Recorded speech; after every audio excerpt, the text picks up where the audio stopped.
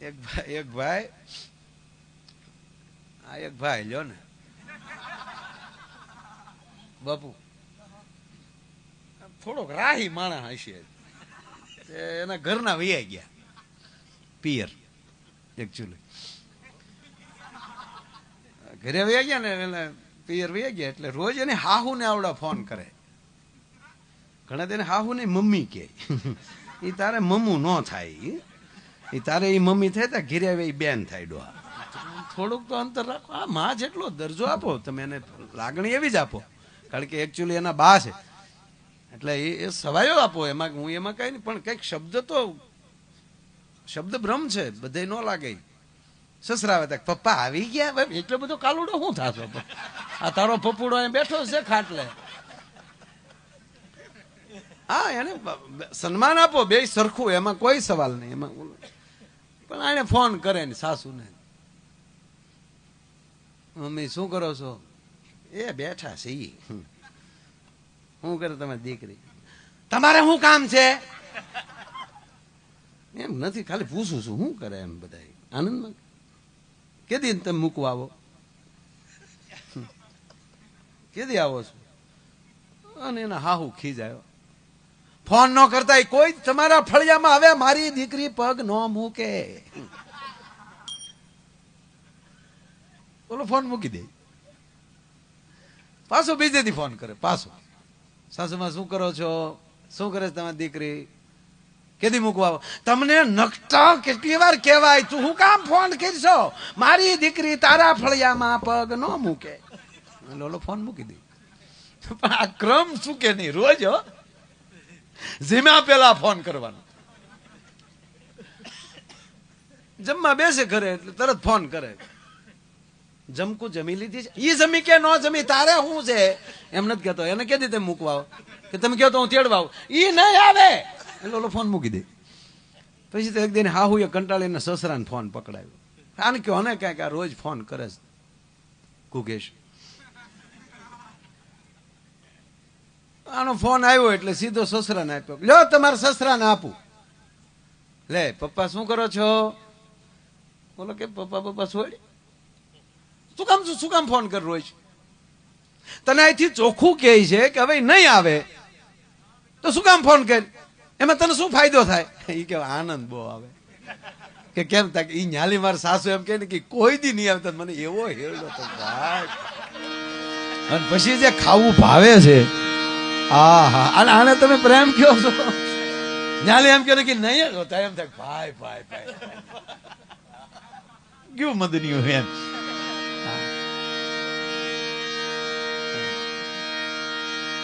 પણ જ્યાં ભાવ હોય, જ્યાં લાગણી હોય, જ્યાં સ્નેહ હોય. જંગલ વન ગીરનું છે અને ડાંગ બાજુ પણ છે, પણ ત્યાં નેહડા શબ્દ નથી લાગતો સાહેબ. આપણી ગીરમાં નેહડા શબ્દ લાગે. શું કામ?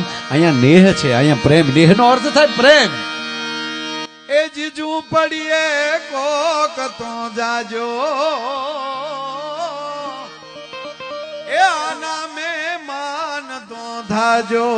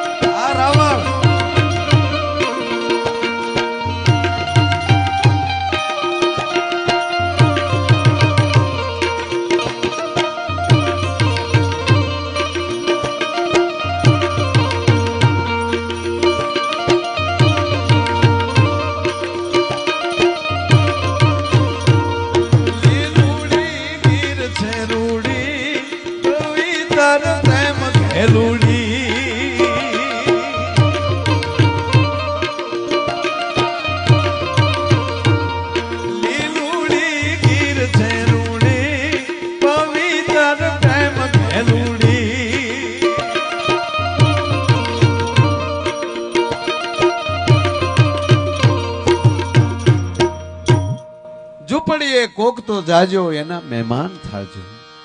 ઝૂંપડી એની હાવશે નાની ને આભ જેવડો આવકાર. અંગ ભલે નહીં ઉજળા એના. સાહેબ મેળાની અંદર એક માં એના દીકરાને ફરવા લઈ ગઈ.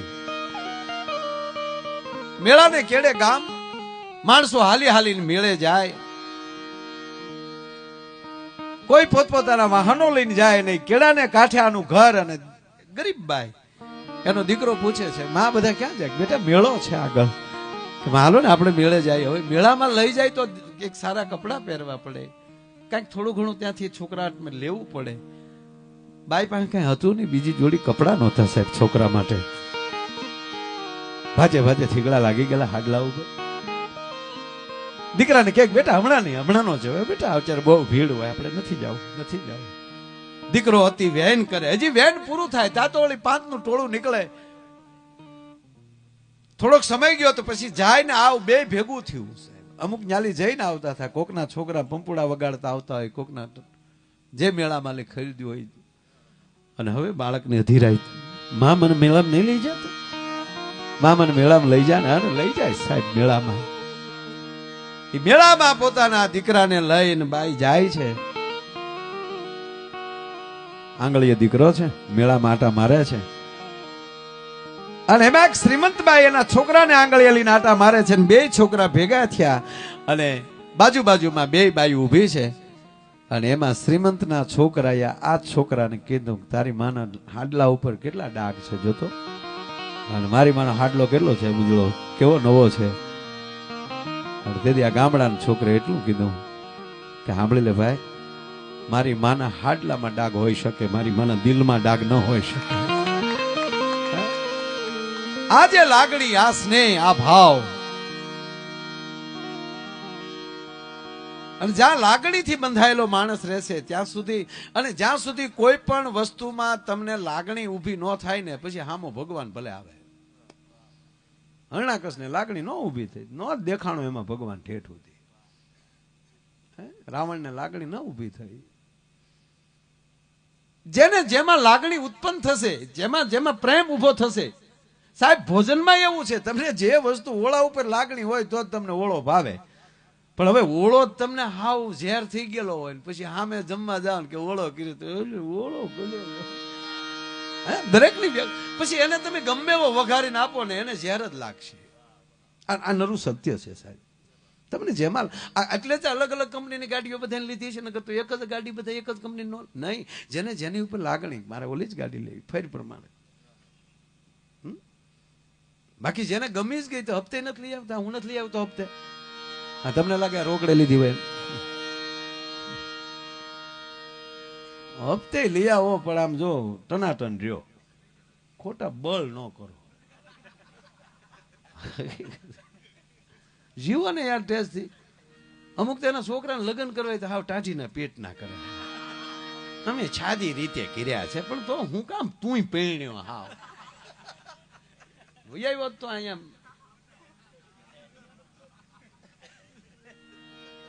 હકીકત છે. નહીં જીવો તો ટેસ્ટ થી જીવો દોસ્ત, બીજાની ઈર્ષામાં નહીં. આ જ્ઞાતિવાદ મને ગમતો જ નથી, મારા જીવનમાં નથી ગમતો સાહેબ. સોખું કહું તમને. હે હું આયર છું, હું દરબાર છું, ભરવાડ છું, રબારી છું. હવે ઈ નથી ગમતું મને સાહેબ. તો ભેગા બેહનારા ભેગો હું કોઈ વિરોધ કરી શકું ખરો તમને લાગે? પણ જેને આપણે ગમતા જ નથી હાવ અંદરથી છે, તો તમે હાથમાં ચક્ર સુદર્શન લઈને આવો ને તો એમ કે બનાવટીના પેટનું. એટલે બહુ કઈ ખુલાસા કરવાની જરૂર નથી.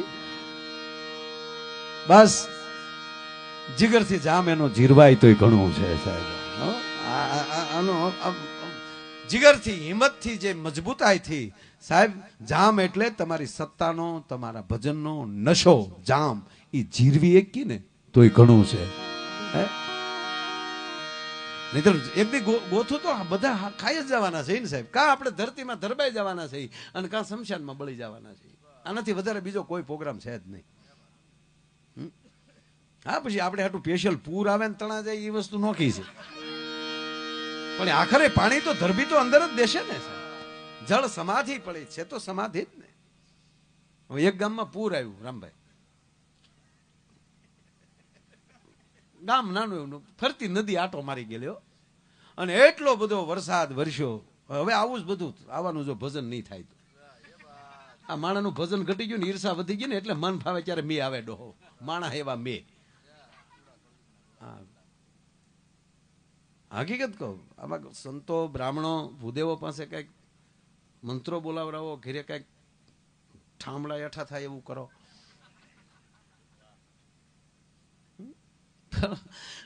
ગામ નાનું ને ફરતું બાપુ પાણી આવી ગયું.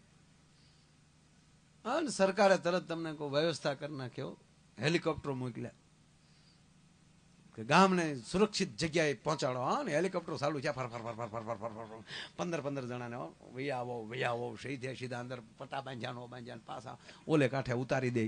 હાજ સુધી ગામ હેલિકોપ્ટરે વેવ્યા, 1700 માણા વેવ્યું.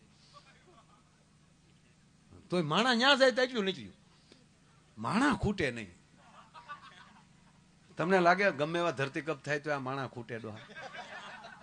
અમારો સનો સકરડો આગતો, સના 35 જણા બેહાડેલા સનાએ, અને અમારા સુડાસમા સાહેબ કડક પીએસઆઈ આવેલા ડાઠા, અને એ બરોબર અહીંયા પેટ્રોલ પંપે ઉભેલા, સનો ભરીને નીકળે ઉભા, આ ભેર્યા કેમ તે? સનો કે સડી જાય એમાં હું કરો એમ. અરે ગાંડા, આ પડ્યું હોય ક્યાં રહેતા? બોરડા. એમ માયાબેન ગામનો? હા, માયાબેન ગામનો. પડખે જ રહી. આવું હલવાઈ ત્યારે બધા એમ જ કે પડખે જ રહી.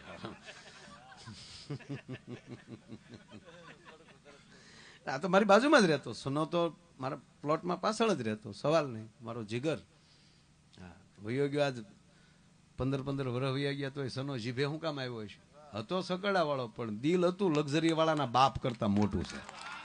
હા, સંયો કોઈ દી સાધુડા બેઠા એનું પેલી ભાડું ન લઈ. અને કાંઈક ગામમાં મોટો પ્રસંગ કાંઈક કરતા હોય ને તળાજા ગમે ત્યાં મોકલો તો સાહેબ ગયો હોય કોઈ દી એને ડીઝલના એને ન લીધા હોય. આમાં ઉદાર મોટા મનનો માણસ. હા, એની વ્યાખ્યા કરવાની જરૂર નથી મારે.